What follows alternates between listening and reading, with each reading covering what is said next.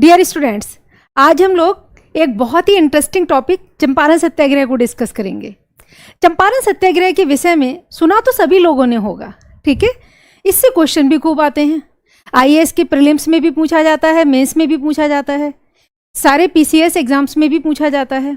तो चलिए आज हम इसे ना एक कहानी की तरह समझते हैं, बिना कोई बर्डन लिए हुए कि चंपारण सत्याग्रह था क्या और आखिर ये क्यों हुआ, ठीक है। थोड़ा सा इंटरेस्ट लेके अगर आप सुनेंगे तो आपको ये हमेशा के लिए याद हो जाएगा, आपके दिमाग में बैठ जाएगी बिल्कुल एक एक बात चंपारण सत्याग्रह की, ठीक है। तो चलिए हम लोग इस तरीके से पढ़ते हैं कि आप कभी भी इसको ना भूलें, है ना। तो चंपारण सत्याग्रह जैसे कि यहाँ पर लिखा है, ये 1917 में हुआ था। तो चंपारण सत्याग्रह के कारण क्या थे, चंपारण सत्याग्रह क्यों हुआ था, ठीक है, इन सारे मुद्दों पर आज हमारा डिस्कशन होगा। तो सबसे पहले तो देखो हम एक चीज देखते हैं कि चंपारण है कहाँ पर। मैं बार बार आप लोगों को ये बताती जाऊंगी कि कहाँ से क्वेश्चन बन सकता है ना। जैसे प्रीलिम्स का क्वेश्चन कहाँ से बन सकता है, तो फर्स्ट ऑफ ऑल अगर हम चंपारण की बात करेंगे तो अगर हम राज्य की बात करते हैं तो कौन सा राज्य आ जाता है हमारा, बिहार, ठीक है। ये बिहार में हुआ है। बिहार में अगर हम यहाँ पर देखते हैं कि स्थान कौन सा है, तो तिरहुत। उस समय ये तिरहुत जो था वो मंडल था। क्या था, तिरहुत। तिरहुत यहाँ पर मंडल है, ठीक है, तिरहुत मंडल है। और यहाँ जो चंपारण है इसमें, ठीक है, चंपारण जो है वो ये जिला है। और यहाँ पर मोतिहारी इसके नजदीकी शहर है, मोतिहारी, ठीक है। मोतिहारी यहाँ पर शहर है। अगर हम कहेंगे तो चंपारण जो जिला है उसका कार्यालय था यहाँ पर मोतिहारी में, ठीक है। इसको लिख देती हूँ मैं, चंपारण जिला कार्यालय, ठीक है। चंपारण जिला कार्यालय, ये लोकेशन हो गई। अगर हम बिहार में भी इसकी लोकेशन देखेंगे बेटा तो ये उत्तरी बिहार आ जाता है। कौन सा आता है, उत्तरी बिहार, ठीक है। चलो इतना तो आप लोगों को समझ में आ गया है ना। अब यहाँ से हमारे छोटे छोटे सारे पॉइंट्स आपको क्लियर हो गए। कहाँ पर है, राज्य कौन सा है, बिहार। बिहार में कौन सा क्षेत्र आ जाता है, उत्तरी बिहार। उत्तरी बिहार में कौन सा मंडल है, तिरहुत मंडल है। तिरहुत में कौन सा जिला था, चंपारण जिला। चंपारण का नजदीकी जो उसका जिला कार्यालय है वो कहाँ पर है, मोतिहारी, ठीक। यहां तक आपको ये मोटी मोटी बातें सब समझ में आ गई। चंपारण सत्याग्रह हुआ कब है, तो ये डेट आपको कभी नहीं भूलना है, 1917 में। मोटे तौर पर बहुत बार एग्जाम में ये भी पूछ लिया जाता है कि चंपारण सत्याग्रह किस समय हुआ था, 1917। या फिर जितने भी नजदीकी सत्याग्रह हैं जिनको गांधी जी ने लीड किया है, ठीक है, उन सारे सत्याग्रह पर क्या होता है कि उनको सीक्वेंस में लगाने के लिए दे देते हैं। जैसे चंपारण सत्याग्रह, अहमदाबाद सत्याग्रह, खेड़ा सत्याग्रह, है ना। तो इस तरीके से जो सत्याग्रह हैं उनको लगाने के लिए भी दे दिया जाएगा। आगे पीछे के कुछ दे दिए जाते हैं। आपको एग्जैक्ट अपनी चीजें मालूम होना चाहिए। आज हम पढ़ रहे हैं चंपारण सत्याग्रह जो 1917 में हुआ है, ठीक। अब चंपारण सत्याग्रह का थोड़ा सा हमें बैकग्राउंड पहले समझना होगा कि इसका बैकग्राउंड क्या है। चलिए, तो चंपारण सत्याग्रह को समझने से पहले हमें यह देखना होगा कि ये विद्रोह क्यों हुआ है। अब अभी तक आप लोग हमेशा पढ़ते हैं कि नील की खेती को बंद करने के लिए ये विद्रोह किसानों को करना पड़ा। मैं यहां पर एक प्रश्न उठाती हूं, ठीक है। कहानी में ट्विस्ट आ जाएगा कि यहां पर तो जो नील बागान मालिक है वो खुद ही इस नील की खेती को बंद करना चाहते थे। फिर सत्याग्रह क्यों हुआ, फिर क्या रीजन था सत्याग्रह का, ठीक है। तो चलिए सत्याग्रह के रीजंस के बारे में जानने से पहले थोड़ा सा हम एक जो नील है यहाँ पर, इंडिगो, ठीक है, क्या है, नील। तो जो नील की खेती होती थी, कहाँ पर नील की खेती होती थी, बिहार में। इसका अगर हम बॉटनिकल नेम देखेंगे तो इंडिगो फेरा टिंक्टोरिया। नील को क्या कहते हैं, इंडिगो फेरा टिंक्टोरिया, है ना। चलिए, इंडिगो फेरा टिंक्टोरिया, है ना। कभी कभी कोई क्वेश्चन में फंसाने के लिए या जीएस में इस तरीके के क्वेश्चन भी डाल सकते हैं। तो ये इसका वानस्पतिक नाम है, किसका, नील का, इंडिगो फेरा टिंक्टोरिया। तो ये खेती की शुरुआत कहाँ से हुई, पहले आप ना इसकी कहानी की एक वो सुन लीजिए कि ये शुरुआत कहाँ से होती है, भारत में कैसे इसकी खेती होना शुरू होती है, और फिर ये इतना मसला आगे बढ़ कैसे गया, ठीक। तो भारत में इसकी खेती होती थी, डेफिनेटली खेती होती थी। कब से होती थी, सदियों से हो रही है भारत में खेती। अच्छा, क्या आपको ये मालूम है कि नील की खेती सबसे पहले कहाँ पर हुई है, बताइए। नील की खेती जो है वो सबसे पहले कहाँ पर होती है, मालूम है आप लोगों को, एक मिनट। नील की खेती जो सबसे पहले शुरू होती है, नील की खेती की शुरुआत यहाँ पर पेरू, पेरू देश में इसका जो है वो एक प्रांत है पेरू में, और उस प्रांत का जो नाम है वो क्या नाम है इसका, याद है आप लोगों को? नहीं याद है, ठीक है। तो पेरू में जो हुआंका प्रांत था यहाँ का, हुआंका, ठीक है, हुआंका, पेरू के हुआंका में आज से 6000 वर्ष पहले जो कपड़ा है, कपड़े को नील से रंगने के साक्ष्य मिले हैं। कपड़ा का जो रंगा हुआ मिला है वहां पर, उसके साक्ष्य मिले हैं। कहाँ से मिले हैं? पेरू से, ठीक। तो कुल मिलाकर अगर दुनिया में हम सबसे पहले देखें तो नील की खेती कहाँ शुरू होती है? पेरू के हुआंका प्रांत में होती है, जो 6000 साल पहले कपड़ा रंगा हुआ मिला। अब अगर हम बात करते हैं यहाँ पर, फटाफट हम आ जाते हैं भारत में। अगर हम भारत की बात करते हैं तो भारत में नील कोई नई चीज़ नहीं थी। अगर आप भारत में देखोगे तो देखो, भारत हो गया, चीन हो गया, ठीक है, जितने भी हमारे आसपास के जो देश हैं, यहाँ पर भी नील का उपयोग सदियों से हो रहा था।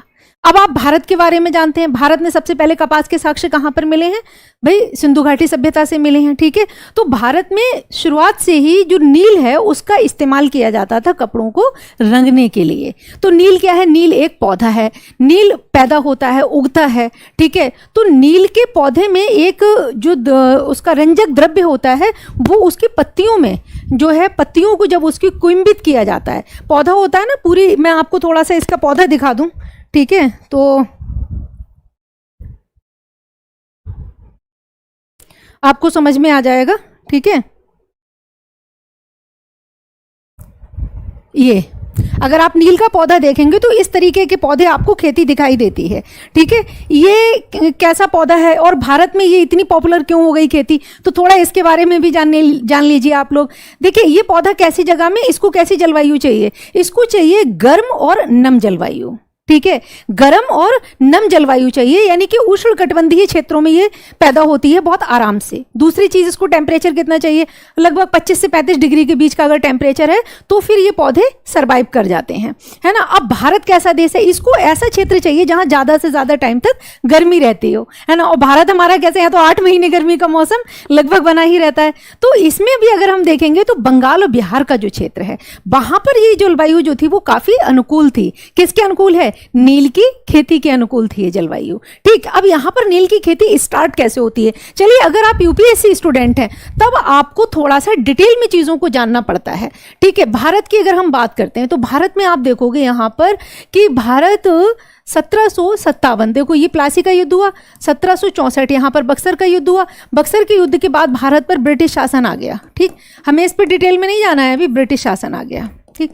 अब अगर अंग्रेजों का भारत पर जिस समय शासन स्थापित हुआ, यहाँ पर हम एक दूसरी चीज देखेंगे। ये वो दौर था, भारत में तो लगभग सारे ना जितने भी कपड़े बन रहे हैं तो हाथ से बनाए जाते थे, जूते हैं तो हाथ से बनाए जाते थे, हर एक यूज का सामान सब हाथों से बनता था। हैंडीक्राफ्ट इंडस्ट्री जो है वो डेवलप थी।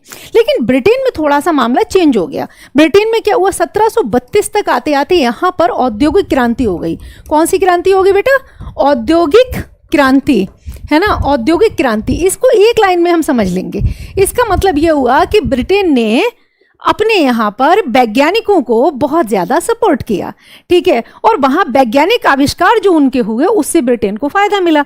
तो ब्रिटेन को यह फायदा मिला कि वहां वैज्ञानिक खोजों से बहुत सारी मशीनों का निर्माण कर लिया गया, ठीक है। और जब ये मशीनें बनी तो जो कपड़े बनाने का काम है वो मशीन से होने लगा, जूते बनाने का काम है वो मशीन से होने लगा, बहुत सारे औजार हथियार सब चीज़ों के लिए मशीनों का इस्तेमाल होना शुरू हो गया। अब आप खुद समझदार हैं कि अगर एक कमीज बनाने में एक आदमी को, ठीक है, 3-4 दिन का टाइम लगेगा, ठीक है, तो एक मशीन से एक दिन में 100 से ज़्यादा कमीज़ें बन जाएंगी। शुरुआती दौर की बात करें, अभी तो बहुत ज़्यादा, घंटे भर में वो बहुत ज़्यादा होगा।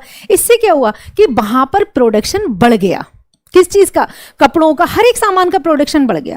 ब्रिटेन पूरे यूरोप में एक पहला ऐसा देश था जिसने वैज्ञानिक आविष्कारों को सपोर्ट किया अपने यहाँ पर। और इसके बाद वहाँ पर क्या होता है कि वहाँ पर जो हर एक क्षेत्र में जो आम आदमी की रोजमर्रा की जरूरतों की चीजें थी वो काफी तेजी से बनने लगी। अब ब्रिटेन का तो बहुत सारे देशों के ऊपर नियंत्रण हो गया था, तो ब्रिटेन ने अपनी उन चीज़ों को दूसरे देशों में निर्यात करना भी शुरू कर दिया। अब भैया मशीन से बनी है तो लागत भी कम आ रही है, जल्दी भी बन जाती है, सस्ता दोगे, भाई हाथ से जो चीज़ बनेगी उसमें लागत भी ज़्यादा लगेगी और मेहनत भी ज़्यादा होगी, तो वो महंगी हो जाएगी। इनकी मशीनों से बनी हुई चीज़ें सस्ती हो जाएंगी, तो क्या होगा, तो ये होगा कि इनका मुनाफा बढ़ जाएगा, हैंडीक्राफ्ट इंडस्ट्री यहाँ पर डैमेज हो जाएगी। और भारत में भी वही हो रहा था 1764 के बाद में। लेकिन अब अंग्रेजों ने क्या किया, इनको नील की जरूरत पड़ गई बहुत ज्यादा, क्योंकि ब्रिटेन में जब औद्योगिक क्रांति हुई तो इनका कपड़ा निर्यात बहुत बड़ा है ना। हम अपने मुद्दे पर रहेंगे कपड़ा निर्यात, तो भैया सूती कपड़े बन रहे हैं, है ना, सब चीजें।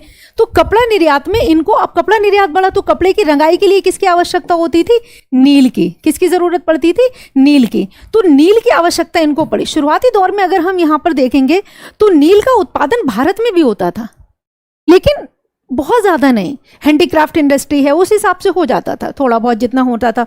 लेकिन यहाँ पर जब इनको ज़्यादा ज़रूरत हुई तो इन्होंने देखा कि भारत कैसी जगह है। भारत में गर्म जलवायु है, ठीक है। अगर बिहार और बंगाल की तरफ देखेंगे, टारगेट किया गया सबसे पहले बंगाल को। किसको टारगेट किया गया, बंगाल को। देखो हम बिहार पर आएंगे, लेकिन पहले आप किसको देखेंगे, यहाँ पर पहले आप देखेंगे बंगाल को।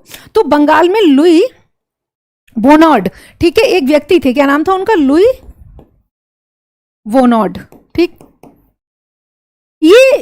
ये फ्रांसीसी थे, ये ब्रिटिशर नहीं थे। ये कौन थे, फ्रांसीसी। आप लोग जानते हैं शुरुआती दौर में भारत में अंग्रेज भी आ रहे थे व्यापार करने के लिए, फ्रांसीसी भी आ रहे थे।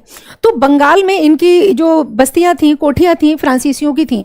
ये 1777 की बात है। कब की बात है, 1777 की। अब ध्यान दीजिए, कब की बात है, 1777। अंग्रेजों ने भारत पर शासन बंगाल, बिहार, उड़ीसा के क्षेत्रों में कब से करना प्रॉपर, डायरेक्टली शुरू कर दिया 1764 के बाद, ठीक है। तो अब ये 1777 में जो लुई बोनार्ड थे, इन्होंने देखा कि बंगाल की जलवायु नील की खेती के लिए प्रॉपर तरीके से अनुकूल है। हाँ, आप लोग लिखते भी जाइएगा जहां पर आपको जिस तरीके से लिखे, ठीक है। तो यहां पर इन्होंने क्या किया, ठीक।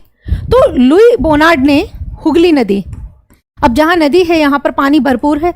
हुगली जो नदी थी उसके किनारे पर दो जगह थी, ताल डांगा और ग्वाल पाड़ा। इन दो स्थानों की जब जलवायु देखी तो इन्होंने कहा यहां नील की खेती आराम से हो सकती है। इन्होंने वहां पर नील की खेती करी, और जब नील की खेती इन्होंने करवाई तो उसके रिजल्ट बड़ा अच्छे आए। इसके बाद भारत में प्रॉपर नील की खेती होना शुरू हो गई, ठीक। अब नील की खेती होने लगी तो ब्रिटेन ने क्या किया कि भारत से भी नील का आयात करना शुरू कर दिया। अब भारत से जो नील का आयात हो रहा है, आप देखिए यहां पर, तो नील है ना, नील। अब ये ब्रिटेन क्या करता है, आयात कर रहा है। अगर ब्रिटेन नील का आयात कर रहा है तो अगर हम भारत से देखते हैं यहां पर, तो ये 1787-88 तक अगर हम देखते हैं, 1787-88 तक, तो ब्रिटेन का जो टोटल नील का आयात होता था उसका 30% ही भारत से आयात होता था, ये भारत से, और बाकी जो 70% है ये अलग देशों से, अलग जगहों से अपना मंगवाता था। अब क्या होता है, जब भारत के क्षेत्रों पर इनका नियंत्रण होना शुरू हो गया, ठीक है, तब आप लोग जानते हैं कि इन्होंने भारत में भू राजस्व नीतियों को बदल दिया। स्थायी बंदोबस्त, रैयतवाड़ी बंदोबस्त, महलवाड़ी बंदोबस्त, ठीक है, ये जब सब बंदोबस्त होना शुरू हो गए, इसके बाद इन्होंने क्या किया कि वाणिज्यिक फसलों का उत्पादन करवाने लगे। वाणिज्यिक फसल, कॉमर्शियल क्रॉप्स किसको कहते हैं, तो वाणिज्यिक फसल उन फसलों को कहते हैं कि जिन फसलों का इस्तेमाल उद्योगों की जरूरतों के लिए किया जाए, ठीक है। तो नील की जरूरत ब्रिटेन के कपड़ा उद्योग को बहुत ज्यादा थी, इसलिए इन्होंने क्या किया, इसलिए इन्होंने नील की खेती करवाना शुरू कर दी। अब नील की खेती शुरू हुई यहां से, आप देखिए 1810 तक आते आते 95% जो नील का आयात था वो भारत से ब्रिटेन को हो रहा था।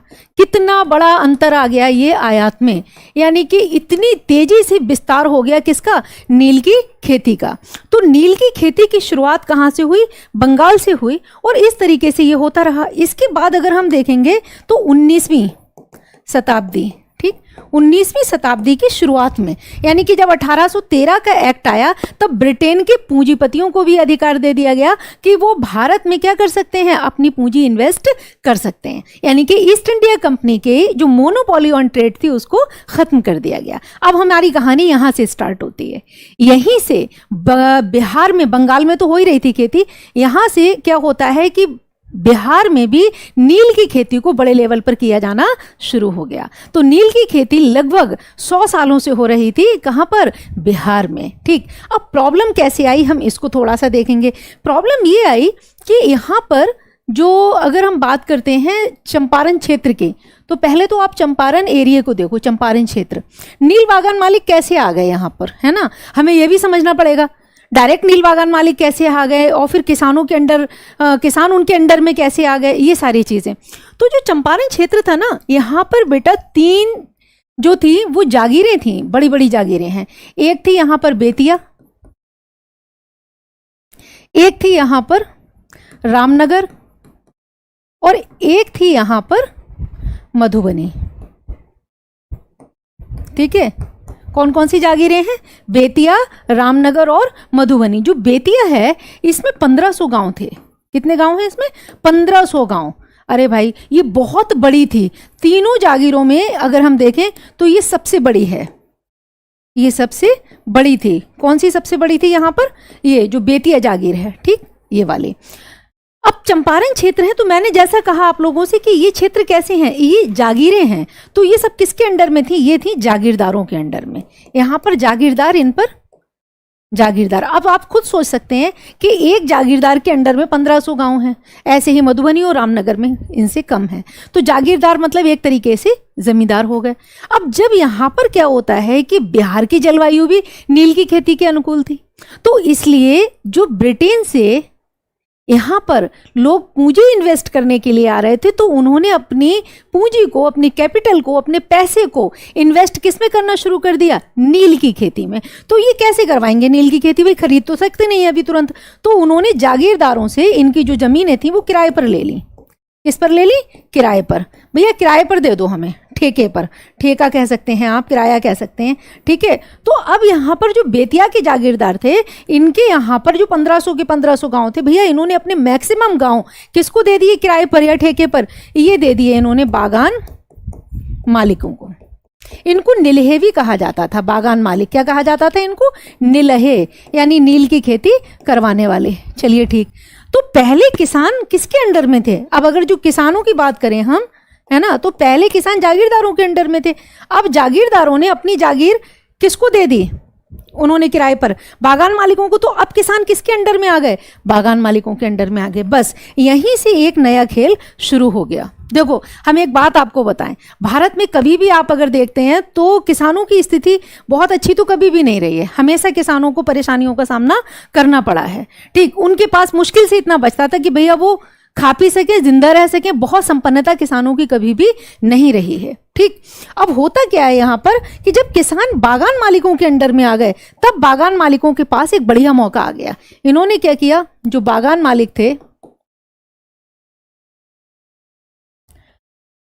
अब यहां पर देखेंगे आप बागान मालिक, यहां पर देखेंगे आप जमींदार या जागीरदार, एक ही बात है, ठीक है। और यहां देखेंगे आप किसान। भैया किसान कैसे हैं यहाँ पर? ठीक है, किसानों का जमीन पर हक है, अपनी अधिकार है? नहीं है।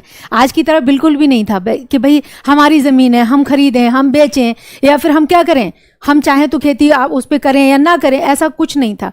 किसान को जो जमीन मिलती थी जमींदार से या जागीरदार से, ये पट्टे पर लेते थे। पट्टे का मतलब है कि जब तक आप लगान चुकाते रहोगे जमीन आपके पास रहेगी। अगर जमींदार का दिमाग सनक गया तो वो आपसे जमीन ले लेगा। किसानों के साथ जो व्यवस्था थी वो एज इट इज रही, किसानों पे पट्टे पे ही जमीन रही।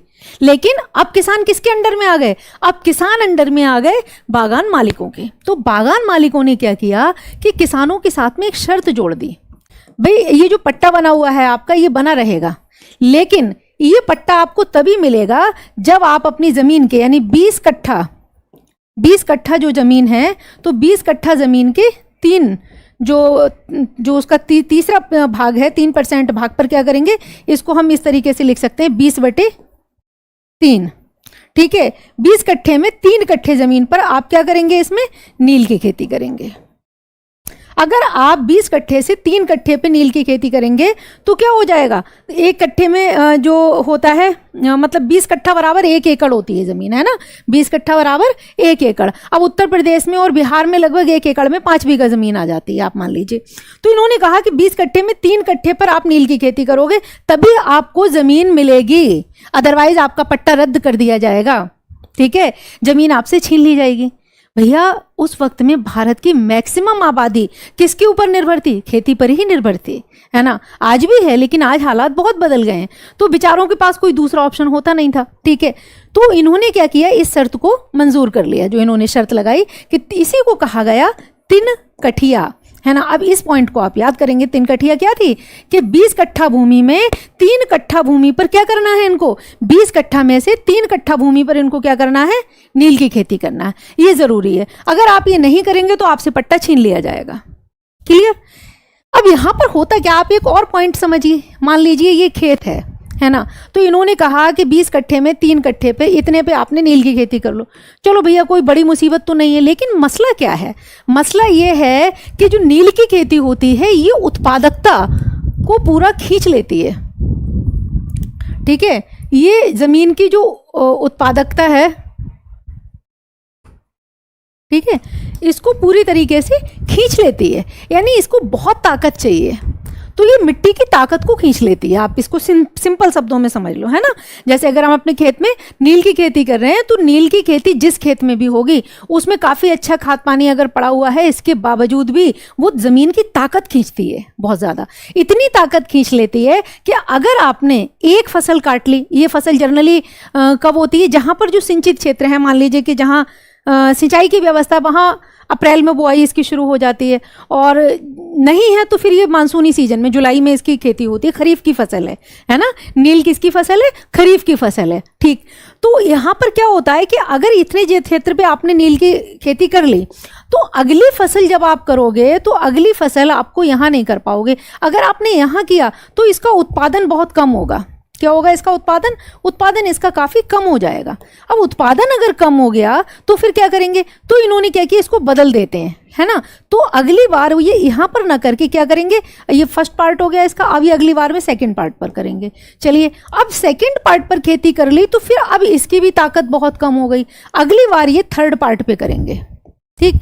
अब इससे परेशानी क्या आ रही है, नील की खेती तो अगर करेंगे तो बिल्कुल उसका उत्पादन कमजोर पड़ जाएगा, लेकिन जहां पहली बार खेती की है तो वहां पर 3 साल के बाद में ही आप खेती कर सकते हैं, यानी 3 फसलें निकाल के ही आप ले सकते हैं। पहली निकाल दी यहाँ पर, दूसरी, तीसरी, कम से कम अगर 2 फसलें और ले लिए तब तीसरी बार यहाँ पर आएंगे आप, ठीक। अब क्या हुआ यहाँ पर, तो ये क्या करते थे, अब भाई यहाँ पर नील का उत्पादन हो रहा है, उसके साथ अनाज उत्पादन भी हो रहा है। गरीब किसानों के पास पैसा नहीं होता था, ठीक है। तो गरीब किसानों पे इतना पैसा नहीं है कि वो जमीन में बहुत ज्यादा खाद पानी ये सब चीजें लगा दें। अब वो क्या कर रहे हैं, फ्रेश जमीन पर नील की खेती करना है उनको। क्यों करना है ये भी बताते हैं अभी आपको। और जो ये वाली जमीन है जिसपे पिछले सालों में नील की खेती हुई है, वहां अनाज उत्पादन करना है। अब खेती इतनी कमजोर हो चुकी है जमीन कि अनाज का उत्पादन भी भरपूर नहीं हो पा रहा है। परिणाम क्या होगा, परिणाम ये होगा कि उनके पास खाद्यान्न की भी कमी हो जाएगी। गेहूं, जौ, ज्वार, बाजरा, मक्का ये भी नहीं बचेगा, ठीक है। तो बेचारे खाएंगे क्या। अगर अब बारिश नहीं हुई या कुछ भी नहीं हुआ तो फिर वहां अकाल की स्थिति आ जाएगी, ठीक। ऐसी स्थिति में अनाज का जो उत्पादन है ये भी कम हो गया, ठीक है। अनाज उत्पादन कम हो गया, नील की खेती से बंधे हुए। अब उनको लगता है यार नील की खेती अगर छोड़ दें तो ये हो सकता है कि हमारा अनाज उत्पादन अच्छा हो जाएगा, भाई किसान खाने के लिए तो व्यवस्था हो जाएगी, लेकिन ये कर नहीं सकते। क्यों नहीं कर सकते, क्योंकि गरीबी देखो बहुत बुरी चीज होती है ना। अगर हम इसकी बात करते हैं कि गरीब हैं बेचारे किसान, तो ये होता क्या है यहाँ पर कि जो ये बागान मालिक हैं, है ना, जो बागान मालिक हैं ये क्या करते थे कि ये इनको एडवांस दे देते थे, अग्रिम धनराशि, अग्रिम धन, ठीक है। अग्रिम धनराशि किसको दे देते थे, ये किसानों को दे देते थे। अब ये बड़े बदमाश हुआ करते थे। ये करते क्या थे, एडवांस बोले कि भैया हम तो बहुत गरीब हैं, हमारे पास बाबूजी पैसा नहीं है, तो कहा ठीक तुम हमसे एडवांस ले लो। अब किस चीज पे एडवांस लोगे तुम, किस पे एडवांस लेंगे, नील पर, क्या आपको नील की खेती करना है। अब उसमें भी ये क्या करते थे, इनसे एग्रीमेंट कर लेते थे, है ना। तो जो एग्रीमेंट होता था उसमें क्या करते थे, भैया एग्रीमेंट किया। अब एग्रीमेंट में क्या करते थे कि किसान तो अनपढ़ थे, मैं अभी बताऊंगी आप लोगों को कि चंपारण की स्थिति क्या थी। एग्रीमेंट में ये लोग कम से कम रकम लिख देते थे, है ना। नील कैसे बिकती थी, नील मन के हिसाब से बिकती थी, 1 मन, ठीक है, 1 मन नील। तो 1 मन में कितना होता है, आप मानिए 1 मन बराबर 40 किलो, ठीक है।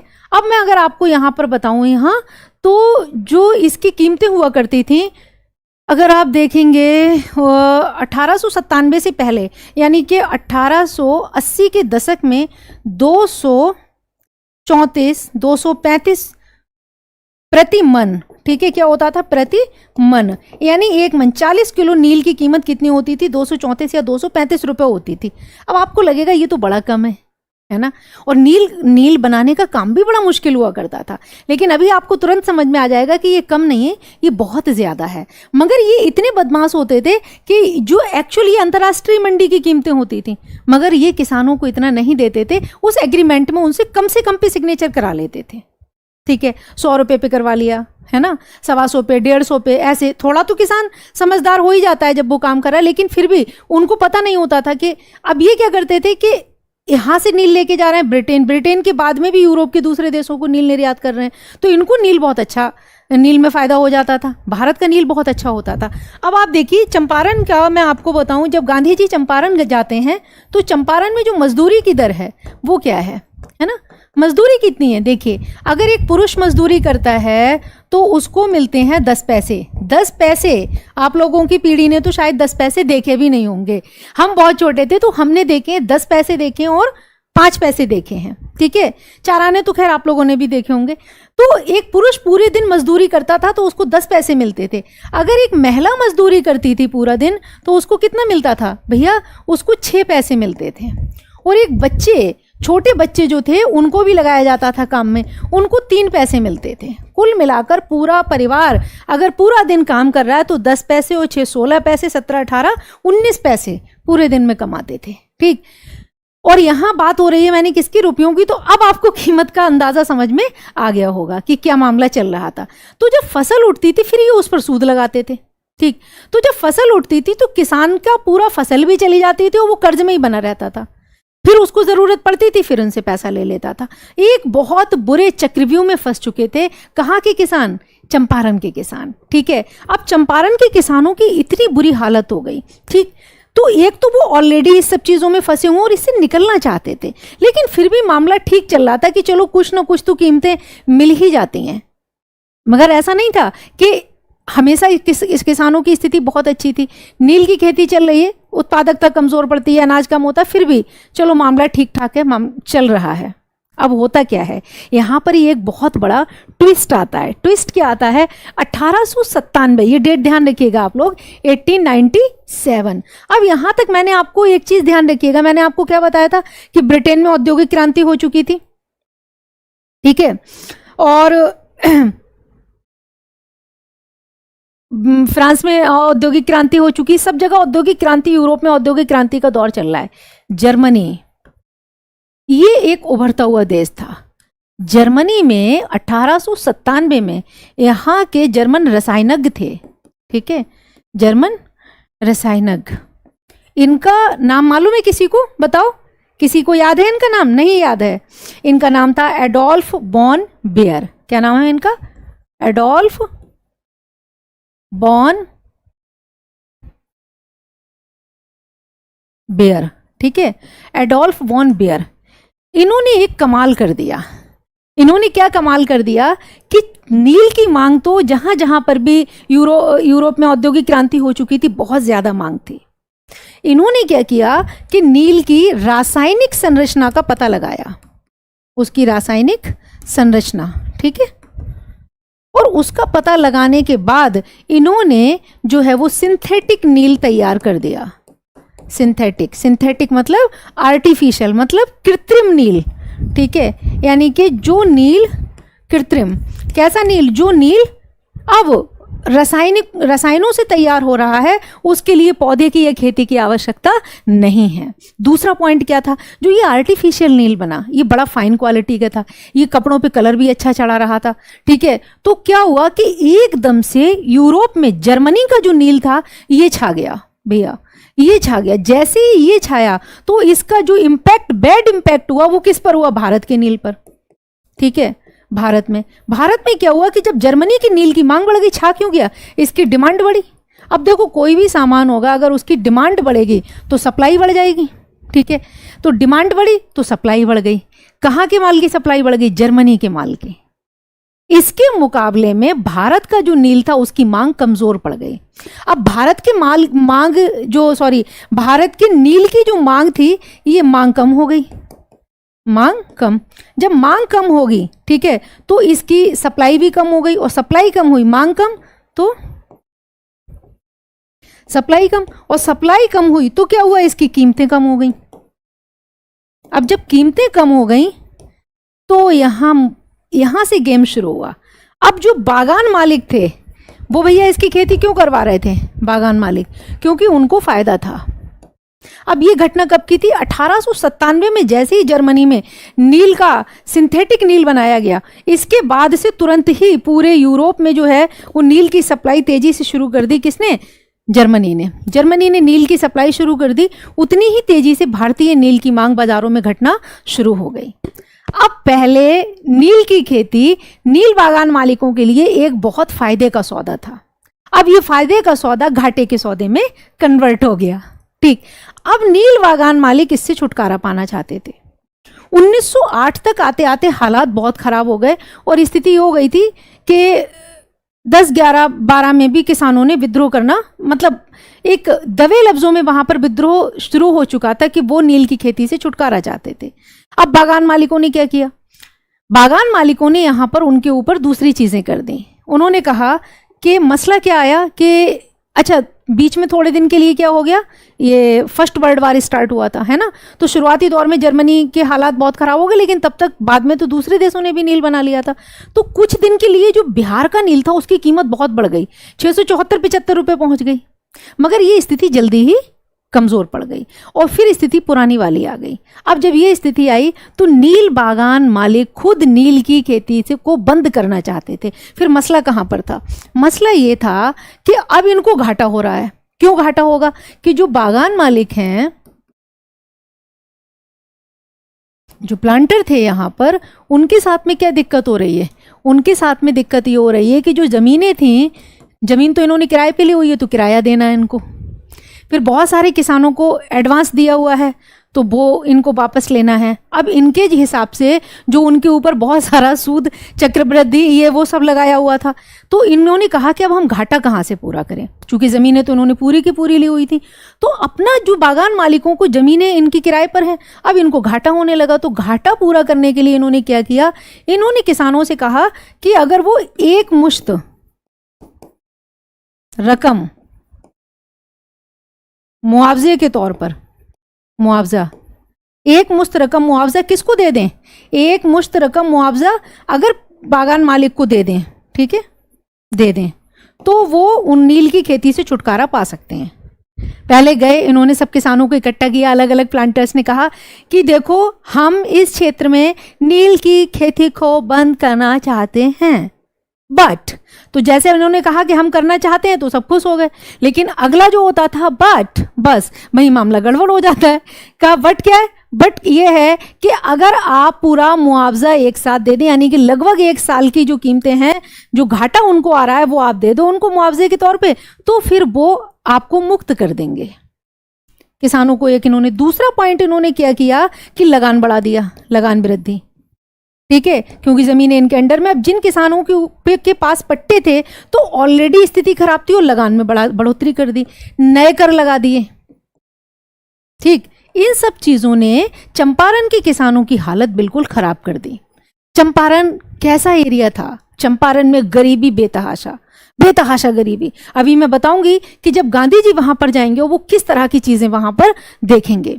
और ऐसे में किसानों की स्थिति खराब हो गई, कोई नहीं दे रहा है तो उसको कोड़े मारे जा रहे हैं, कोई विरोध कर रहा है तो उसकी स्थिति खराब है। यहाँ पर एक संपन्न किसान थे किसान, उनके पास काफी जमीन थी, ठीक है, तो इनका नाम था रामचंद्र, राजकुमार, सॉरी, राजकुमार शुक्ल। क्या नाम था इनका, राजकुमार शुक्ल।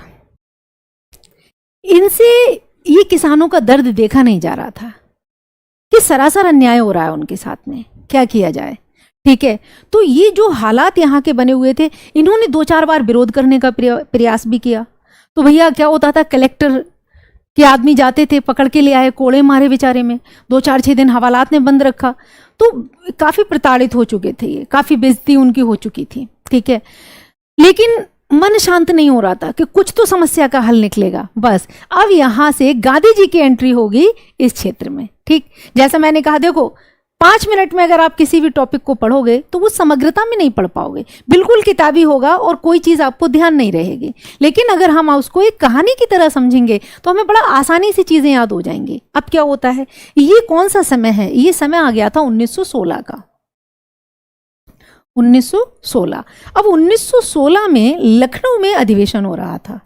लखनऊ अधिवेशन, किसका अधिवेशन हो रहा है बेटा? ये है कांग्रेस का। लखनऊ अधिवेशन कांग्रेस।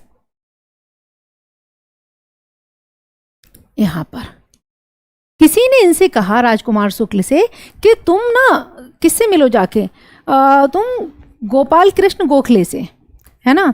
तो गोपाल कृष्ण गोखले ये गांधी जी के राजनीतिक गुरु भी थे। तो इनसे कहा कि एक काम करो, तुम गोपाल कृष्ण गोखले से जाकर मिलो, ठीक है, वो तुम्हारी मदद करेंगे। ये लखनऊ पहुंच गए। सर्दियों का टाइम, दिसंबर का 29, 30, 31 दिसंबर, यही हमेशा डेट मोस्टली होती थी जो कांग्रेस सेशन वहां पर होता था। राजकुमार शुक्ल वहां पर पहुंचे। जब ये वहां पर पहुंचे तब इन्होंने गांधी का नाम सुना, ठीक। अब गांधी जी के बारे में मैं आपको बता दूं कि गांधी जी 20 साल अफ्रीका में रहने के बाद में भारत में वापस आ चुके थे। और अफ्रीका प्रवास उनका ऐसा था कि जिसने उनको एक नेता बना दिया था। कैसा नेता? जन नेता, जनता का नेता, ठीक है। वहां बहुत सारे ऐसे दमनकारी कानूनों का उन्होंने निरस्तीकरण करवाया था और जनता को उनसे, उनके अत्याचारों से मुक्ति दिलवाई थी। तो गांधी जी जब भारत में आए 1915 में, है ना, 9 जनवरी 1915 को भारत में गांधी जी का आगमन हुआ। इसीलिए 9 जनवरी को हर साल अप्रवासी भारतीय दिवस मनाया जाता है, ठीक। गांधी जी के राजनीतिक गुरु थे गोखले। तो जब गांधी जी इंडिया में आए तो उन्होंने कहा कि मैं क्या करूं।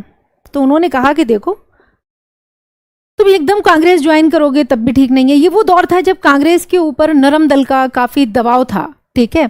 और बड़े बड़े बैरिस्टर जो थे वो होल्ड किए हुए थे। हर साल कांग्रेस एक सम्मेलन की तरह हो जाता था, ठीक है। पहले की कहानी तो बहुत लंबी थी, नरम दल गरम दल सब हो गया था, बट अभी इसमें 1916 में जो लखनऊ अधिवेशन हो रहा था, इसमें नरम दल और गरम दल के बीच में समझौता हो गया था, ठीक है। और कांग्रेस की और किसके बीच में? मुस्लिम लीग के बीच में भी समझौता हो गया था यहाँ पर। तो उन्होंने कहा तुम एक काम करो गांधी, तुम पहले ना पूरा भारत भ्रमण करो, पहले तुम भारत को जानो समझो। जब तुम देखोगे ना एक्चुअल स्थिति क्या है, तभी तुम यहाँ की समस्याओं को उठा पाओगे और उनके लिए फिर आवाज उठाओगे और उनका समाधान करवा पाओगे। गांधी जी ने कहा ठीक। अब 1916 के लखनऊ अधिवेशन में गांधी जी भी भाग लेने के लिए गए हुए थे। तो यहाँ पर जब जो राजकुमार शुक्ल थे वो यहाँ पहुंचे, तो यहाँ पहुंचने के बाद में क्या हुआ कि उनको किसी ने कहा कि गोखले को छोड़ो यार, तुम गांधी जी से मिलो, ठीक है। तो कहा गांधी जी कहाँ हैं? तो किसी ने उनको इशारा करके बताया गांधी जी उस समय बाहर खड़े थे, अधिवेशन शुरू होने वाला था। अब जो शुक्ल जी थे, शुक्ला जी, क्या हुआ, शुक्ला जी इनके पीछे पीछे गए, इनके पास में गए गांधी के और इनको नमस्ते किया। बेचारा एक साधारण सा सिंपल सा किसान, टोपी लगाए हुए, कुर्ता पहने, धोती पहने हुए, बिहार के, है ना, बड़ा सिंपल साधारण सा आदमी, और बोले कि नमस्ते बाबूजी, है ना। फिर बोले कि आप ना आपको बाबूजी आपको सारा हाल बता देंगे, वकील बाबू आपको सारा हाल बता देंगे, आप हमको थोड़ा सा समय दीजिए। ये चलते जा रहे थे, गांधी जी चलते जा रहे थे, ये उनके साथ साथ चलते जा रहे थे। तो गांधी जी ने उस वक्त कोई खास ध्यान नहीं दिया, ठीक है। 3 दिन ये सम्मेलन चलता था। अब शाम हो गई। शाम को क्या होता है कि राजकुमार शुक्ल जो है वो ब्रज किशोर, जो एक बड़े वकील थे, ये भी बिहार के वकील थे लोकल में, ये उस लेवल के नहीं है जिस लेवल के अभी यहाँ के सब जो मेन वकील बैरिस्टर सब यहाँ के हैं, दिल्ली के हैं, तो उस लेवल पे नहीं थे। अलग अलग बम्बई में बहुत बहुत बड़े वकील थे, ठीक है। जो फिरोज शाह मेहता हैं वो बम्बई के वकील थे, राजेंद्र प्रसाद अभी बिहार में बहुत बड़े वकील थे, ठीक है। वकीलों का तो यहाँ बैरिस्टरों का जमावाड़ा था। तो फाइनली ब्रज किशोर बाबू, वो ब्रज किशोर बाबू को ही बार बार वकील बाबू कह रहे थे, वो उनके भरोसे पर उनके साथ यहाँ तक चले आए थे। वो उनको लेकर गांधी जी के शिविर में आ गए। अब गांधी जी ने जब उनको ऊपर से नीचे तक देखा, गांधी जी इस समय तक उनके विचार काफ़ी बदल चुके थे। तो उन्होंने देखा एक पैंट पहने हैं, टाई लगाए है और ये अचकन पहने हैं। उनको लगा कि ये कोई ऐसा ही नेता है, पकड़ लाया है इसको और ये मुझे पकड़कर अपना कुछ फ़ायदा ही निकालना चाहते हैं और कुछ नहीं है। तो उन्होंने कहा हाँ बताओ जल्दी जल्दी। तो बताने लगे, गांधी जी ने कहा देखो जब तक मैं किसी समस्या को खुद अपनी आंखों से ना देख लूं तब तक मैं उसमें कोई इंटरफियर नहीं कर सकता। तो शुक्ला जी बोले अरे बस यही तो चाहते हैं, आप 1-2 दिन के लिए चलिए बाबूजी। तो गांधी जी कुछ नहीं बोले। उन्होंने कहा देखो ये काम तो किसका है, कांग्रेस का काम है, मैं कुछ नहीं कर सकता, फिलहाल तो मुझे आप बख्श दो। अब ये गए, कांग्रेस अधिवेशन चल रहा था, वहां पर ब्रजकिशोर बाबू गए और उन्होंने पूरा प्रस्ताव वहां पर लेके गए थे और उन्होंने नील किसानों की समस्याओं को वहां पर रखा और ये प्रस्ताव बड़ा सहानुभूति के साथ पास हो गया। अब राजकुमार शुक्ल फिर आ गए उनके पास में और उन्होंने कहा कि अब तो आपको चलना पड़ेगा, मैं ये चाहता हूं कि आप चल के वहां पर देखें। गांधी जी ने कहा देखो अभी तो मेरे पास टाइम नहीं है, मैं कानपुर के लिए निकल रहा हूं। कहाँ जा रहा हूं, क्या जा रहा हूं, कुछ नहीं बताया। जब ये कानपुर पहुंचे तो इनसे पहले वहां पर राजकुमार शुक्ल पहुंच चुके थे। ठीक है, वो फिर मिल गए, फिर बोले कि वकील बाबू 1-2 दिन के लिए चलो ना हमारे साथ। तो गांधी जी बोले कि ठीक है अभी तो देखो मेरे पास इतना समय नहीं है, कल मुझे कलकत्ता जाना है, नहीं अभी मुझे यहाँ से कहाँ जाना है। आश्रम पहुंचे तो वो आश्रम में भी मिल गए। फिर उन्होंने कहा कि अभी मुझे कलकत्ता जाना है, ठीक है, ये वहाँ भी पहुंच गए। फाइनली उन्होंने कहा अब यहाँ से तो ज़्यादा दूर नहीं है, ठीक है आप चलिए। और उनके बड़ा इन्होंने नेहोरे किए। फिर गांधी जी ने कहा देखो कभी मैं आऊँगा तो 1-2 दिन के लिए टाइम निकालूंगा, मगर शुक्ला जी उनका पीछे छोड़ने वाले नहीं थे। फाइनली उन्होंने क्या किया, गांधी जी को मना लिया और गांधी जी तैयार हो गए जाने के लिए। ठीक, अब यहाँ से गांधी जी की यात्रा जब शुरू हुई तो वो वहाँ से पहले पहुँचे पटना, अब पटना से फिर जाना था मुजफ्फरनगर। इसी दौर में गांधी जी को अपने कई सहयोगी मिलेंगे जो मैं शॉर्ट में आपको बता देती हूँ और कई बार एग्जाम में पूछा भी जाता है कि गांधी जी को चंपारण सत्याग्रह के दौरान कौन कौन से सहयोगी मिले हैं। तो पहले आप देखेंगे यहाँ पर राजेंद्र प्रसाद, मैं सबके काम भी बताती जाऊंगी। राजेंद्र प्रसाद, ठीक है, ये राजेंद्र प्रसाद ही आगे चलकर एक बहुत बड़े स्वतंत्रता सेनानी बनेंगे और भारत के पहले राष्ट्रपति भी बनेंगे। बहुत बड़े वकील थे, बैरिस्टर थे राजेंद्र प्रसाद। ठीक है, ये पटना में थे। तो पटना में गए थे गांधी जी, जब इनके बंगले, ये बहुत पहले से ही अमीर थे और उस टाइम पर वकीलों की इतनी आमदनी हुआ करती थी, जहां आम आदमी किसान की मजदूरी 10 पैसे है और वहां वकीलों की फीस 10-10 हज़ार से नीचे नहीं होती थी। ये गांधी जी ने अपनी ऑटोबायोग्राफी में लिखा है, सत्य के मेरे प्रयोग में। ठीक है, तो गांधी जी यहाँ राजेंद्र प्रसाद मिले इनको। तो राजेंद्र प्रसाद मिले हैं, ये इनका मैंने आपको इंट्रो दे दिया। मौलाना मजहरुल हक मिले, मौलाना मजहरुल हक। ठीक है, ये गांधी जी के साथ लंदन में पढ़ाई की थी और उन्होंने, वो जानते थे तो उन्होंने कहा था कभी बिहार आना हो तो सेवा का मौका दीजिएगा, याद कर लीजिएगा। गांधी जी ने जाते ही इनको याद कर लिया। ठीक है, मौलाना मजहरुल हक ने भी इनको सपोर्ट किया। अब चूंकि अभी इनको जाना कहाँ पर है, कैसे पहुंचना है, तो ये पटना पहुंच गए इनके पास में। इसके बाद ये जाते हैं यहाँ से, मजहरुल हक ने कहा कि भैया ऐसा है आप यहाँ से सीधे पहुंचो मुजफ्फरनगर। तो ये गए मुजफ्फरनगर।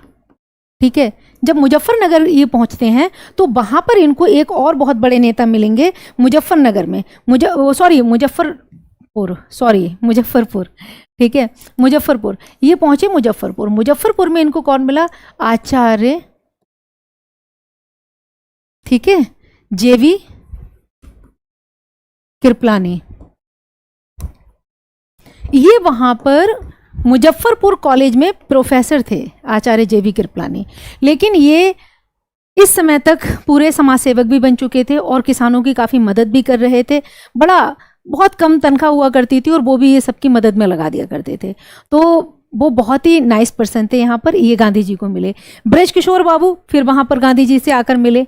ठीक है, और गांधी जी का सारा भ्रम टूट गया जब उन्होंने ब्रजकिशोर जी को धोती कुर्ते में देखा। ठीक है, ब्रजकिशोर, तो ब्रजकिशोर जी को जब देखा उन्होंने, कहते बिल्कुल मुझे सिंपल सा साधारण बिहारी दिखाई दिया, जिसके अंदर बड़ा वात्सल्य भी था, मीठी भाषा थी और काफ़ी अच्छा था। और बाद में राजेंद्र प्रसाद जी और ब्रजकिशोर बाबू गांधी जी के बड़े अच्छे दोस्त भी बन गए। तो ये गांधी जी को वहाँ पर मिले। इसके अलावा अगर हम यहाँ पर देखेंगे तो महादेव देसाई, ठीक है, जो गांधी जी के आजीवन साथ रहे, उनके सचिव बन गए महादेव देसाई, ये भी यहाँ पर ही इसी आंदोलन के दौरान इनको मिले। ठीक है, नरहरि पारिख, ये भी गांधी जी को यहीं पर मिले। एक और बहुत अच्छा बड़ा नाम है वहाँ पर, अनुग्रह नारायण सिन्हा, अनुग्रह नारायण सिन्हा, ये मिले। ठीक है, तो ये सब लोग, सब वकील, इसमें मैक्सिमम सारे लोग वकील थे। कृपलानी को मैंने बता दिया। अब कहा कि अब क्या किया जाए, तो फिर ये वहाँ पर पहुँचे और फिर वहाँ पर तय हुआ, ये लंबी कहानी है, उतना तो मैं नहीं बताऊंगी। फिर क्या होता है कि सब वकील मिले, फिर ये तय हुआ कि हम कोशिश करें कि हम वहाँ पर जाएं और मुद्दे को उठाएं। ब्रजकिशोर बाबू ने कहा कि देखो हम आपकी मदद करें। गांधी ने कहा तो मुझे मदद चाहिए, तो उन्होंने कहा हम आपकी कैसे मदद करें। बोले बाकी मैं संभाल लूँगा, मुझे हिंदी इतनी अच्छी बोलना नहीं आती है, तो आप मेरी ये मदद कीजिए कि मुझे ट्रांसलेट करके समझा दीजिए इंग्लिश में या गुजराती में। ठीक है, तो जब अब ये पहुंचते हैं मोतिहारी। जैसे ही गांधी जी का मोतिहारी का सफ़र शुरू होता है तो वहाँ के जो कलेक्टर थे, ठीक है, उनका नाम था मिस्टर हेकॉन्क। कलेक्टर मिस्टर हेकॉन्क, वो सतर्क हो गए और उनको लगा कि गांधी आ रहे हैं तो यहाँ बवाल होगा, क्योंकि गांधी ऑलरेडी काफ़ी लोकप्रियता हासिल कर चुके थे। तो यहाँ पर इन्होंने क्या किया कि जो हेकॉन्क हैं, इन लोगों ने एक पूरी तैयारी की, कलेक्टर, मजिस्ट्रेट सब ने मिलकर, कि गांधी जी जो हैं वो मोतिहारी में न घुसें, क्योंकि गांधी जी के यहाँ पर आने से क्या हो रहा है, यहाँ पर इनके आने से ये होगा कि पूरी तरीके से अशांति फैल जाएगी। यहाँ पर शांति के लिए खतरा है गांधी जी का आगमन। ठीक है, तो गांधी जी के आगमन को यहाँ पर खतरा माना गया। ठीक, और एडवर्ड गेट यहाँ पर थे। एक और पॉइंट नाम बता दूं मैं, क्या नाम है, एडवर्ड गेट। ये कौन थे इस समय, ये यहाँ के चंपारण जो मंडल है पूरा, जो तिरहुत मंडल था, ये वहाँ के गवर्नर थे, है ना। अब देखो दोनों चीज़ें होती हैं, एक तो गवर्नर जनरल, एक गवर्नर। तो जो प्रांत थे अंग्रेज़ों के, प्रांतों में गवर्नर हुआ करते थे, उपराज्यपाल के समान। ठीक है, और गवर्नर को इस समय वायसराय कौन है, या गवर्नर जनरल। तो वायसराय आप ध्यान रखिएगा, ये छोटे छोटे पॉइंट होते हैं ना। तो वायसराय हैं यहाँ पर लॉर्ड चेम्सफोर्ड। कौन है, चेम्सफोर्ड। ये भारत में गवर्नर रहे हैं 1916 टू 1921। ठीक है, ये लॉर्ड चेम्सफोर्ड। तो लॉर्ड चेम्सफोर्ड उस समय भारत के वायसराय थे। मैं इनके नाम क्यों बता रही हूँ, एडवर्ड गेट इस समय यहाँ के कौन थे, गवर्नर थे, और मिस्टर हेकॉन्क जो है वो यहाँ के जिलाधिकारी यानी कि कलेक्टर थे। और इस समय देखो मजिस्ट्रेट का पद अलग होता है, कलेक्टर का पद अलग होता था। ठीक है, उस समय तो बिल्कुल अलग होता था। तो मजिस्ट्रेट का जो काम है वो शांति व्यवस्था बनाए रखना, पुलिस प्रशासन ये संभालना है। कलेक्टर का काम भू राजस्व यानी लगान वसूली वगैरह के कामों को देखना है। आज के दौर में भी आईएएस अधिकारियों को जब नियुक्त किया जाता है किसी जिले पे, तो वैसे तो ये पद अलग हैं दो, लेकिन अधिकतर मामलों में ये होता है एक ही व्यक्ति को दोनों पदों पर नियुक्त कर दिया जाता है। अभी आप इतना समझ लीजिए। ठीक, तो इन्होंने कहा कि गांधी जी जो हैं वो कहाँ पर, मोतिहारी नहीं आ सकते। गांधी जी के मोतिहारी आने पर पाबंदी लगा दी गई, उनको गिरफ्तार किया गया और सारी चीज़ें हुई। लेकिन गांधी जी ने ये सब होने से पहले ही वायसराय को भी एक लेटर लिख दिया था, और जो उनके मुंबई दिल्ली के जो बहुत सारे दोस्त थे, जो बैरिस्टर वकील थे, उनको भी लेटर लिखा जा चुका था। ये सब काम हो चुके थे। ठीक, बाद में क्या हुआ कि जब गांधी जी को कोर्ट गए तो वहाँ पर भी उन्होंने बड़ा आराम से और बहुत अच्छी तरीके से अपनी बात रखी। एडवर्ड गेट ने ही फिर फाइनली कहा कि गांधी पे से केस वापस ले लीजिए, और फिर उनको गांधी जी ने ये भरोसा दिलाया कि मैं यहाँ बिल्कुल भी कांग्रेस के बिहाफ पे नहीं आया हूँ, क्योंकि वो इस मामले को राजनीतिक तूल देना नहीं चाहते थे। अगर उनको ये लग जाता सरकार को कि ये आंदोलन चलाने आए हैं, इस तरह के काम करने आए हैं, सरकार के खिलाफ पूरी बगावत करेंगे, तो वो तुरंत उनको गिरफ्तार करते, बहुत सारे चार्जेस हो जाते। लेकिन गांधी जी बड़ा बुद्धिमान व्यक्ति थे, तो वो अपनी बात उन्होंने मिस्टर हेकॉन्क को भी समझाने में कामयाब हो गए, एडवर्ड गेट को भी समझाने में कामयाब हो गए, वायसराय को भी लेटर लिखा कि हम केवल न्यायिक जो है वो समीक्षा करना चाहते हैं इस क्षेत्र की, मुझे जाने दिया जाए। और उन्होंने जो है वो जज के सामने भी बड़ा अच्छी तरीके से अपनी बात को रखा। फाइनली उनको परमिशन मिली, एक चेतावनी दे दी गई कि आप जाइए और आप पूरी सब चीज़ों को क्या करिए, देखभाल करिए, यहाँ पर आप सब पता करिए, लेकिन किसी भी तरीके की गड़बड़ी नहीं होना चाहिए। गांधी जी ने पूरी तरीके से प्रयास किया कि इसको कोई राजनीतिक रंग न दिया जाए, और उन्होंने फिर क्या किया कि मोतिहारी में पास में ही फिर एक ब्रजकिशोर बाबू ने एक बहुत बड़ा सा घर किराए पे लिया, और वहाँ पर लोगों की, अब क्या होगा कि इससे भी पहले एक चीज़ और हो गई। एडवर्ड गेट ने कहा कि गांधी ऐसे तो बहुत लंबा टाइम जाएगा, है ना। अब ये बात कब की चल रही है, जनवरी में ही पहुँच गए थे वहाँ पर, तो जनवरी फरवरी मार्च का टाइम आ गया। उन्होंने कहा एक काम करते हैं, एक कमेटी का गठन करते हैं, चंपारण एग्रेरियन कमेटी। हम तुम्हें और 2-3 और जो काबिल लोग हैं यहाँ के, उनको भी इस कमेटी में शामिल करेंगे। आप जितना जल्दी हो सके पूरे किसानों की एक रिपोर्ट तैयार कीजिए, कमेटी जांच करेगी कि वाकई में उनके साथ में क्या परेशानियां आई हैं, और फिर आप अपनी रिपोर्ट प्रस्तुत कीजिए, उस रिपोर्ट के आधार पर सरकार एक्शन लेगी। तो चलिए अब हम चलते हैं चंपारण एग्रेरियन कमेटी की ओर। तो चंपारण एग्रेरियन कमेटी का गठन होगा यहां पर, ठीक। अब आप लिखेंगे इसको, चंपारण एग्रेरियन कमेटी, ठीक है, कृषि समिति कमेटी। चंपारण एग्रेरियन कमेटी का गठन हो गया यहां पर, ठीक। तो अब इसका जो अध्यक्ष है डेफिनेटली वो एक अंग्रेजी होगा, लेकिन एक ऐसा अंग्रेज था कि जो काफ़ी उदार है, निष्पक्ष है थोड़ा सा, और उनका नाम था यहाँ पर जो फ्रैंक जे सिलाई। तो फ्रैंक जे सिलाई, फ्रैंक जे सिलाई ने एक किताब लिखी थी, इनकी किताब बड़ा फेमस है वो, ये हिस्ट्री ऑफ आसाम, ठीक है। उस पर इन्होंने वहाँ के लोगों के बारे में पूरा लिखा है और वहाँ की जलवायु के बारे में बड़ा लिखा है। तो काफ़ी अच्छी बुक इन्होंने लिखी थी, फ्रैंक जे स्लाई। तो Frank J sly was the president of this committee, ठीक है, ये अध्यक्ष बने। इसके अलावा और किन किन को जोड़ा गया? जो खास बात थी वो ये थी कि गांधी जी को उसका मेंबर बनाया गया। गांधी जी बोले भाई आप भी मेंबर बन जाओ ताकि आपको तसल्ली हो जाए। और कौन बने यहाँ पर? राजेंद्र प्रसाद बने, राजेंद्र प्रसाद, ठीक है। तो राजेंद्र प्रसाद जी को बना दिया गया। और एक और कौन से व्यक्ति को इसमें सदस्य? अनुग्रह नारायण सिन्हा, अनुग्रह नारायण सिन्हा, ठीक है। और ज़्यादा लोगों के नाम नहीं मिलते हैं इसमें कि और कौन कौन थे, ये खास नाम है, ये आपको भी ध्यान रखना है भैया। इसके हेड कौन थे? फ्रैंक जे सिलाई, गांधी जी मेंबर हैं, राजेंद्र प्रसाद मेंबर हैं, और कौन है? अनुग्रह नारायण सिन्हा। तो ये इन लोगों को मिलाकर ये कमेटी का गठन हुआ। ये कमेटी का गठन कब हुआ? ठीक है, तो इस कमेटी के गठन की अगर हम बात करते हैं तो ये हुआ कमेटी का गठन 4 जून 1917, ठीक है। इनसे कहा कि फटाफट, एडवर्ड गेट ने कहा देखो गांधी जी, गांधी मिस्टर गांधी, ज्यादा बात का बतंगड़ ना बने, शांति व्यवस्था बनी रहे, अपना काम आराम से कीजिए। आप जानते हो यहां पर कमेटी ने अपनी रिपोर्ट कैसे तैयार की? इन्होंने एक बड़ा सा घर लिया, बड़े से आंगन वाला, काफी बड़ा अहाते का घर ले लिया किराए पर, और वहां किसानों को सबको कह दिया कि जो जो किसान जो हैं वो नील बागान मालिकों के अत्याचारों से पीड़ित है वो यहाँ पर आए और अपनी व्यथा कथा सुनाएं। और उन्होंने वो आने लगे, फिर उनकी कहानियां लिखी जा रही थी पूरी, मतलब एक केस स्टडी के तौर पर, आप समझ रहे हैं ना। तो हर एक किसान की एक केस स्टडी लिखी जाती, लेकिन इससे पहले उससे पूरी जिरह की जाती थी। वकीलों का जमावाड़ा था, सारे वकील इकट्ठे थे वहां पर।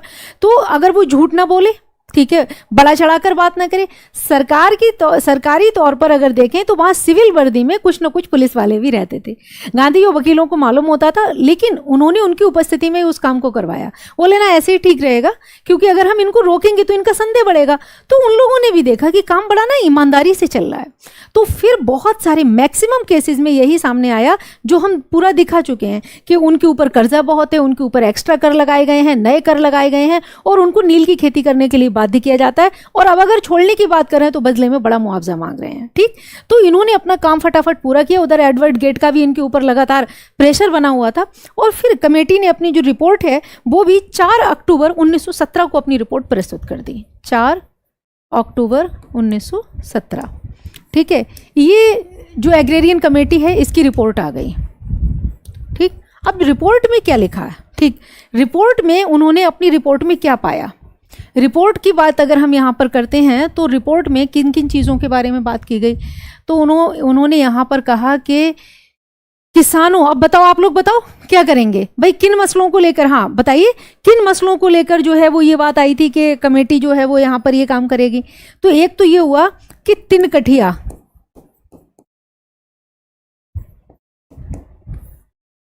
तिनकठिया जो है वो जो व्यवस्था थी,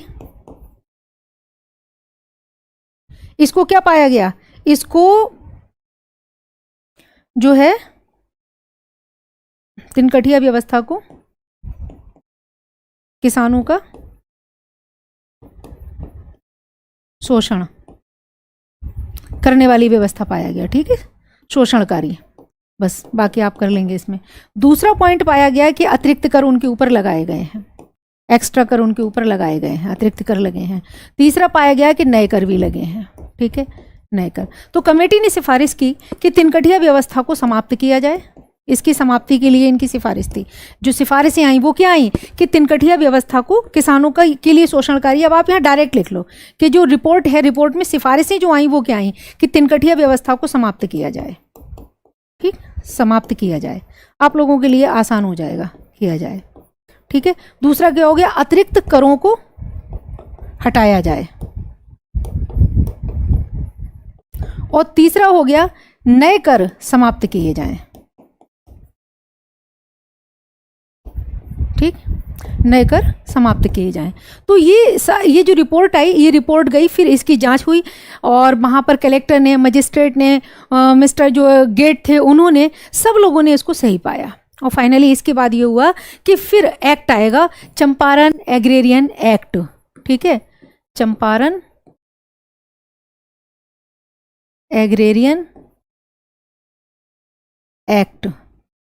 ठीक, चंपारण एग्रेरियन एक्ट जो है ये कब आया, तो चंपारण एग्रेरियन एक्ट आता है 4 मार्च 1918 को, और उसमें सभी सिफारिशों को स्वीकार कर लिया गया। सभी सिफारिशें मान ली गई।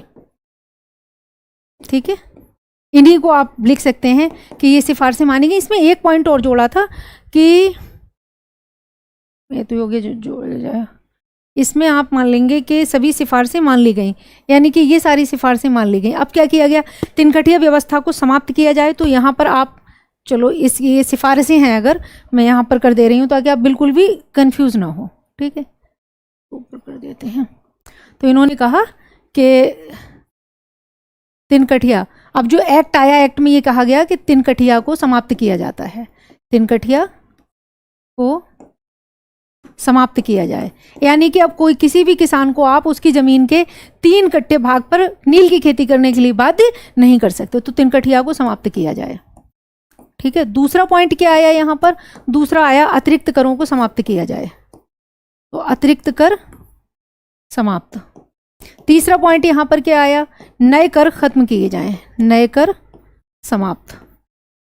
हाँ, एक पॉइंट और आ गया कि लगान वृद्धि को भी, जो लगान वृद्धि अतिरिक्त कर, आप एक ही अतिरिक्त कर समाप्त किया जाए, नए करों को समाप्त किया जाए, नए कर समाप्त किए जाएं, एक्स्ट्रा कर जो लगाए गए हैं जितने भी वो खत्म किए जाएं, लगान वृद्धि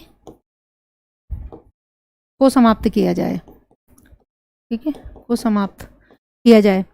और जो अतिरिक्त कर या नए कर हैं तो ये एक ही बात आप मान लेते हैं। एक पॉइंट यहां पर ये आया, मैं उसको बता दूं कि किसानों से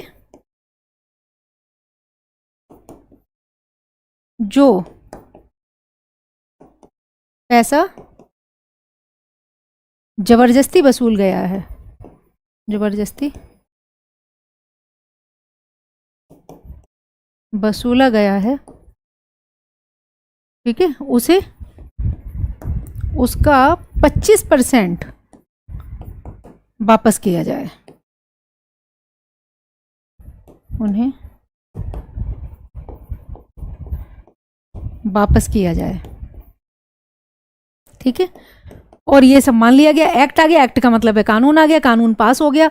और इस तरीके से गांधी जी ने चंपारण के किसानों की समस्याओं को खत्म कर दिया। तिनकठिया व्यवस्था खत्म क्या हुई कि गांधी जी, एक ये क्षेत्रीय आंदोलन था, लेकिन अब उनकी पहचान पूरे भारत में हो गई, सब जगह न्यूज़पेपर में उनके बारे में लिखा गया। इस दौरान क्या गांधी जी ने केवल इसी व्यवस्था पर इसी समस्या पर फोकस किया था? नहीं। अब अगर क्वेश्चन ये बनता है कि चंपारण सत्याग्रह के दौरान गांधी जी ने चंपारण की किन किन समस्याओं पर काम किया था, तो वहाँ कई समस्याएं थीं। जब गांधी जी ने गांव का दौरा किया तब वो शॉक्ड हो गए, बेहद गंदगी। वो कहते थे कि इतनी गंदगी, सड़कें गंदी, आंगन गंदे पड़े हैं, बच्चे गंदे हैं, लोग खेतों से आके अपने हाथ पैर नहीं धोते हैं किसान, मतलब इतनी गंदगी है कि कोई भला आदमी पास में बैठेगा नहीं। तो उन्होंने ना एक पूरा अभियान चलाया ठीक है, स्वच्छता का। और लोगों को जब लोग नहीं मान रहे थे, बड़ा मुश्किल उनको हुई इस चीज़ों में, तो फिर राजेंद्र प्रसाद, ब्रजकिशोर बाबू और सब लोग ना खुद जा जाकर जब इन्होंने सड़कों पे झाड़ू मारी, आंगनों में झाड़ू मारी, तब लोगों को शर्म आई और फिर उन्होंने इनको फॉलो किया और फिर थोड़ी साफ सफाई शुरू की।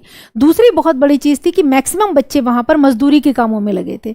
तो गांधी जी ने कहा कि देखो, जो वास्तविक समस्या है यहाँ की, वो अशिक्षा है।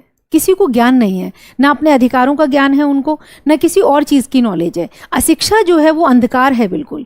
तो यहाँ शिक्षा होनी चाहिए। तब यहाँ पर कई विद्यालयों की स्थापना की गई लोकल लेवल पर, और एनजीओ के तौर पर उन्होंने बहुत सारे लोगों को भी यहाँ बुलाया और कहा कि उनके खाने पीने की व्यवस्था कैसी होगी। तो एक बहुत बड़ी मैं आपको और बात बताऊँ कि जितना भी यहाँ पर जो आंदोलन हुआ, उसके लिए बात आई कि खर्चा तो लगेगा। अब इतने सारे वकील एक साथ रह रहे थे वहाँ पर, तो कहा उनका खाना भोजन वगैरह कहाँ से बनेगा।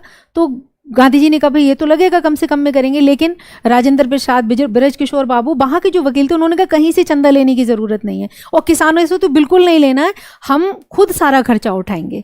तो वो सारा खर्चा उन्होंने उठाया। गांधी जी कभी कभी ताने भी मार देते थे, क्योंकि राजेंद्र प्रसाद और क्या नाम है, ब्रजकिशोर बाबू बड़ी फीस लेने वाले थे, मोटी फीसें लिया करते थे अपने मुकदमों के लिए। तो गांधी जी ताने भी मार देते थे कि भैया 10,000 से नीचे का तो मैं सुनता ही नहीं हूँ, यहाँ तो इतने इतने बड़े जो है वो बैरिस्टर हैं, जनता की सेवा भी कैसे करेंगे। तो वो लोग ना मुस्कुरा देते थे, कहते थे देखो अपना घर भी तो चलाना है। फिर गांधी जी भी हंस देते थे कि चलो ठीक है, जिसका जैसा चल रहा है।